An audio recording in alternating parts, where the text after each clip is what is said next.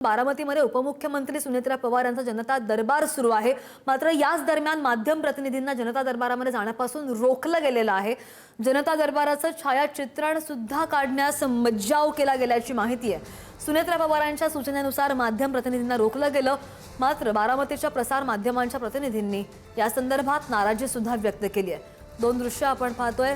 उपमुख्यमंत्री सुनेत्रा पवार यांचा बारामतीमध्ये आज जनता दरबार भरवला गेलेला आहे।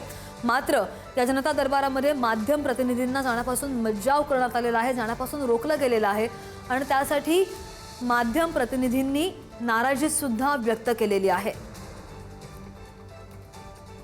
आपण पाहतो युद्धाची परिस्थिती आहे, युद्धाच्या संघर्षाची परिस्थिती आहे आणि त्याच पार्श्वभूमीवर गॅसचा प्रश्न प्रलंबित आहे, पाण्याचा प्रश्न प्रलंबित आहे, इंधनाचा प्रश्न प्रलंबित आहे आणि हेच सगळे प्रश्न घेऊन जनता दरबारासाठी नागरिक सरसावल्याचं पाहायला मिळतं। अगदी सकाळपासूनच बारामतीमध्ये बाहेर सुनेत्रा पवारांच्या कार्यालयाबाहेर नागरिकांनी तिथला एकच गर्दी केलेली होती। नागरिक एकवटलेले होते सकाळपासूनच आणि या जनता दरबारासाठी